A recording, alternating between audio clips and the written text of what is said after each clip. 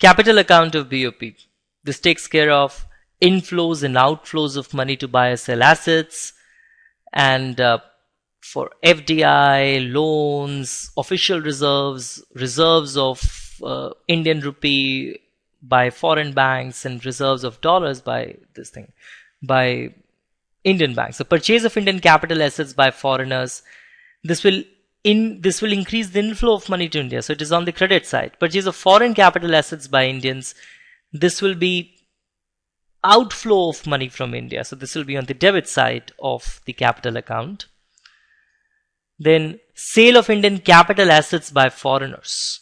So Indian capital assets by foreigners. So what will happen is that this will be an outflow from India. So it should be on the debit side of the capital account. Yeah, I'm so sorry. Yeah, on the debit side of the capital account. Similarly, sale of foreign capital assets by Indians. So this will increase inflow of money to Indians. So this will be on the credit side of the capital account. Then you have purchase of Indian securities by foreigners. So in case if foreigners, they're going to buy Indian securities, this is going to lead to inflow of money into India. So on the credit side, purchase of foreign securities by Indians. Okay, so this will lead to outflow of money from India. So on the debit side of the capital account. Then you have the sale of Indian securities by foreigners. So this will lead to outflow of money from India. So on the debit side, sale of foreign securities by Indians. So these Indians are going to sell foreign securities. They'll get money in return, and hence on the credit side.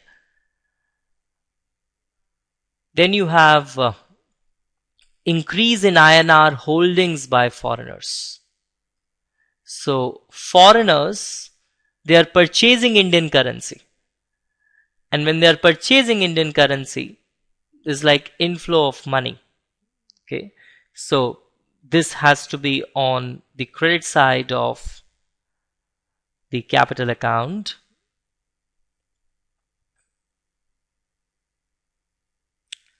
Loans to Indians by foreigners. When some foreigners are paying loans to Indians, this is an inflow of money into India. So this is going to be on the credit side of the capital account. Loans to Indians by foreigners. On the credit side of the capital account. Then you have loans by Indians to foreigners. So when Indians are paying loans to foreigners or giving loans to foreigners, there's an outflow of money from India. So this is on the debit side of the capital account. Repayment of loans to Indians by foreigners. Repayments of loans to Indians by foreigners.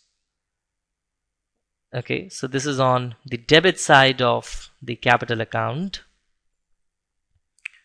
Repayments of loans to foreigners by Indians. Again, this is the outflow of money from India. Sorry, this is the inflow of money. So this is going to be on the credit side of the capital account. Then you have increase in INR reserves by foreigners, or by foreign banks. This is good enough. So this should be on the credit side of the capital account. Is the inflow of money. Increase in dollar reserves by Indian banks. Indian banks have to pay in terms of money to get dollars. So there's an outflow of money from India. So on the debit side of the capital account. Decrease in INR reserves by foreigners, by foreign banks. So decrease in INR reserves by foreign banks. This is an outflow, sort of debit and decrease in dollar reserves by Indian banks. So they'll get money in return. So this is, or Indian rupee in return. So this is the capital account. This is on the credit side of the capital account.